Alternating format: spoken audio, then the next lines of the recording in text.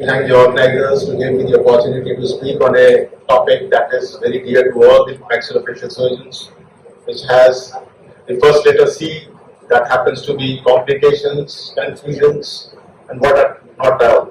But we are maxillofacial surgeons are the persons who are most suited to treat that fractures, that is the condylar fractures. There is always many doubts while operating condylar fractures. But guys, we maxillofacial surgeons are the most trained persons to deal with these fractures. All plastic surgeons, ENT surgeons, general surgeons, orthopedic surgeons, everybody is into maxillofacial trauma nowadays. So it happens to be very important that we maxillofacial surgeons should be confident enough to handle all the condylar fractures, whether they are pediatric ones or in adults also, because this is the portrait where we are having an upper hand. We have the knowledge of the occlusion, we have the skills to open up the condyle, whether we want to go for closed treatment or open reduction, intracapsular, or whatnot, but we are confident enough and trained enough to handle these types of fractures. So this is myself, Dr. Fracturemanagement from Vadodara, Gujarat, speaking on this topic. Okay, I am from KM Inter College. I am a professor over there. I am teaching as well as learning at the same time at this institute. And now I am going to talk on the topic that is demystifying condylar fracture. As this term condylar fracture happens, when we say this word, the first thing that comes in our mind is confusion. First confusion, whether to open and close, whether we have to go for open reduction or go for close treatment. As my previous speaker also told about that, most of the deformities happens because we have not decided about whether we are going to open the condyle or we have to go for close treatment. It is not close reduction, it is always close treatment. Whereas in open reduction and fixation, we are doing the proper treatment. So the confusion was always there, it is going on for so many decades, but in the year 2017, AOMS has given us proper indications, such as if a physical evidence of fracture is present, even imaging evidence of fracture is present, that it happens to be a case for open reduction. You can go ahead with open reduction. When confusion is over, second arises. Whether we are going to fix the dentate portion first, or we are supposed to go ahead with the condylar first. So there are two school of thoughts for that. What happens to be the dentate portion? They say that if we are going for the dentate portion first, we are going to achieve the occlusion in a better way. But the other thought process is that if we open up the condyle first, then it becomes very easy to manipulate and reduce the condyle. So there are two schools of thoughts for that. You can go ahead with that, but this is the way. If you are reducing the condyle without first you are going for the condyle, then you can very well pull the condyle downwards and go for the reduction by pulling the mandible downwards, which is more forceful if we have fixed the dentate portion first. Okay, but in my view, in case there is a shattered mandible over there and you are going for the condyle first, it becomes very difficult to achieve the occlusion. So in such a scenario, we are supposed to go for the dentate portion first, and later on we can proceed with the condylar fixation. As we have shown over here, there was a shattered mandible. The radiograph for the CT showed us the figure, but when we opened up the site, it was totally shattered. And we didn't want to dispose of the bone over there, we wanted to fix it in an anatomical reduction, was achieved with that, and as well as the occlusion was maintained. So in such a scenario, my advice is that go for the dentate first, later on you can take with the condyle, as we have done over here. Now again, we have decided whether to open and close. We have decided that we are going for the dentate or the condyle first. Now the question arises, which approach?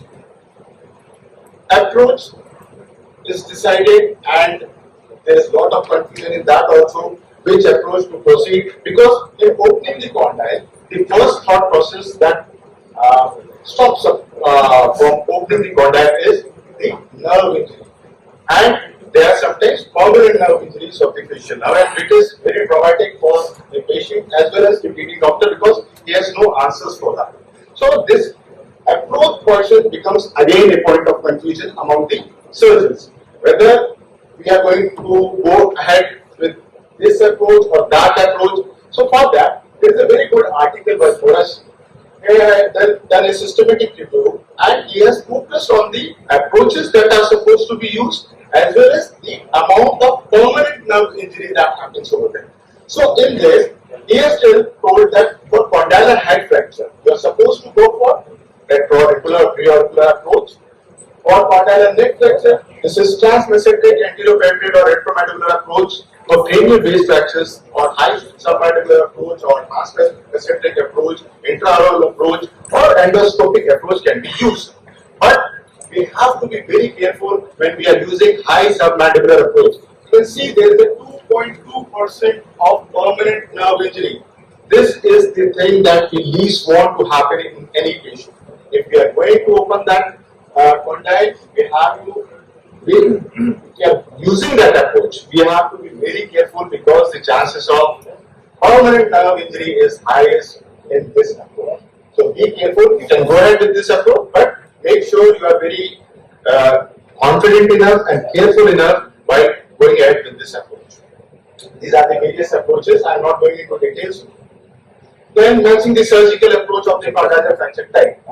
Most important factors is level of the fractures that I have already discussed in the previous slide, and the modifying factors that includes degree of displacement and dislocation. If high the degree of dislocation is present over there, you have to go with an approach that is one step higher.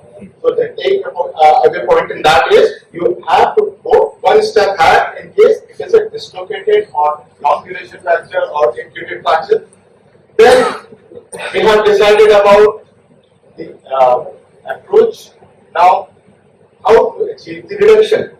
We have decided we have opened the condyle in the safest manner. Now, the confusion is how to reduce it. There are various techniques to reduce the condyle. The approach of a screw and wire technique. This approach, you are supposed to open the condyle as per your requirement. Put a screw over there, pass a needle, 18 gauge or 16 gauge needle, and pass a wire through it, and you get it attached with the screw over there, and you can pull it over, as shown in the diagram. To make you people easily understand that, I have shown a video for that. This is the condylar fracture over there, where reduction needs to be done. So you can see the needle over there. We have passed it, and the wire is attached over there. The screw is attached at the mandible, and we are pulling it. And you can see how good the reduction. We can achieve the anatomical reduction and fixation with this technique. So this is a technique which is very easy to be utilized. You can see the post-op radiograph. Perfect reduction is achieved by this. You can see the hole over there for the screw that we have placed to pull the mandible downwards. So it is a very simple approach. No scar is there, no extra incision is being placed in that area, and you can manipulate it very well. So this is the approach of choice, but this is not the only approach. There are many approaches. The other approach is you can just use a towel clip, give a scar incision in that area, use a towel clip, and just pull it downwards. And instead of a towel clip, you can go ahead with a transosseous virus also. But we have to make sure that enough amount of bone is present over there. Because sometimes when we are pulling it with the clip or with the wire, it goes through and through. That doesn't happen with the case of screw. So that gives an advantage to that approach. Okay, you can use manual manipulations also for reducing the mandible in the downward position, but that is a very hectic job, and the required results are not achieved with that. Then this technique, the Hester's technique, is also over there. You just open the site over there, put a Hester's over there, but you have to make sure that the zygomatic fracture is not involved over there, because we are going to take the support of the zygomatic arch as well as the mandibular region and open with the help of Hester's. So you can use this approach also. For close treatment in children, you can go ahead with the splints over there. You have to give occlusion splints for a period of 1 to 3 months and give active physiotherapy. This is for closed treatment only. You cannot go ahead with the open reduction. Then ayushmanbharat is another way where we are going for the closed treatment. Gives rods at the molar area and give elastics, and thereby reducing the condyle. This is also a conservative approach. Now we have decided, we have done the reduction also. Now the confusion is about the fixation part. How to fix it? So for fixation, earlier we used to use one place, 4 wall with gap on each side, but according to the Mayer's lines, you are always supposed to use 2 plates. 2 mini plates should be used, and the first plate should be below the sigmoid knot, followed by the second plate on the posterior one. This is very easily said than done, because there is less amount of space available for 2 plates. So sometimes it becomes very difficult to plate the condyle with 2 plates in position if the condylar fracture is on a hard side or towards the head region. But there are certain cases, as you can see over here, you can see there is good amount of bone available over there. So I have plated it with the help of 2 plates, and good reduction and is achieved, and we can go ahead with that. This problem that was created was solved with the help of mini plates or 3D plates that came into the market, that included the delta plates, trapezoidal plates, trifix plates, and lambda plates.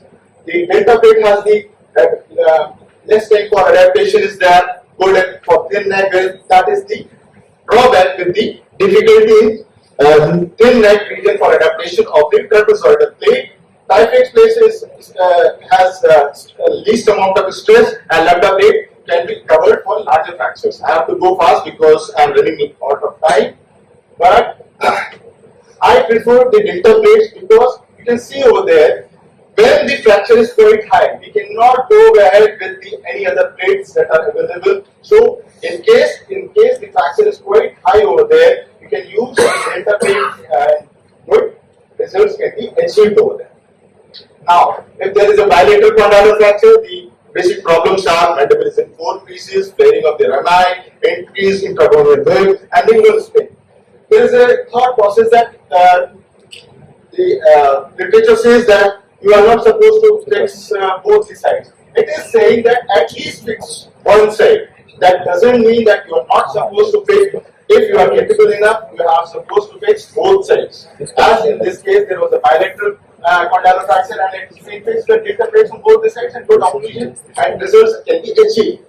Then intracapsular fracture are there, and NEF gave us the classification in ABC, which was modified by Dortmund and Hall in 2009, and he gave the options for the treatment of open reduction of intracapsular fractures. He added the height reduction in class A, B, and C, but without height reduction, it was same, and M category was also associated, that was comminuted fracture. They treated 229 patients with 312 intracapsular fractures with 173 ORIF and with good results. So they gave us the modality. For type A, go for open reduction, for type B, mostly close, and small fragments are there, and C, close or removal of the fragment and this reduction. They use wires, plates, and screws for the same. Latestly, we are using 2 lag screws for the fixation of intracapsular fractures. That is what I am also following these days. There is a case where there is an intracapsular fracture over there. You can see on the right side, as well as the fracture is present on the left side also.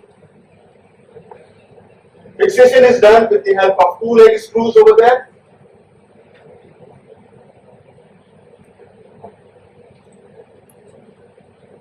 And you can see it. Yeah. Again, another case with leg screw fixation. Leg screw fixation in the third case. Intracapsular was present over there and was again fixed with the help of 2 leg screws. This is the third case. Again, you can see the fracture segment 1 toward the medial side, and I have proceeded with the same technique using 2 leg screws. You can see this is the condylar segment over there on the medial side. This is the condylar segment over there. This has to be kept up. You have to just put a suture and pull it up so that you can get access towards the medial side to reduce the condylar fracture that has been dislocated towards the medial side. There is a post-op radiograph with the fixation of the 2 lag screws over there. Again, this fracture there was fixed with 2 lag screws along with data plate with pediatric condylar fractures. Guiding elastics are more suitable. Here also they say that if possible and the age is more than 5 to 8 years, you can go ahead with open reduction. The latest article in 2020, they have taken only 7 patients. There is a small amount of group, but the group ranges from 1.5 years till 16 years, and they have gone with open reduction of all the cases, making sure that the condition is that the dislocation is for 45-degree or more 90-degree dislocation is there. And in this, the authors tell us that the remodeling of the condylar cannot take place if the dislocation is more than angle of 45 or 90 degrees. So you have to go ahead with the open reduction and fixation. They have a 6-year follow-up and they are following it for open reduction and fixation. Only one case had the complication where they had done open reduction without fixation. So the summary is displaced or non-dislocated fracture, base fracture, high submandibular approach or endoscopically assisted approach. For neck, retromandibular approach. For head, preauricular approach. For dislocated, we have to go one step higher. Never go for a single plate. I will go for 2 plates or go ahead with 3D plates. Thank you.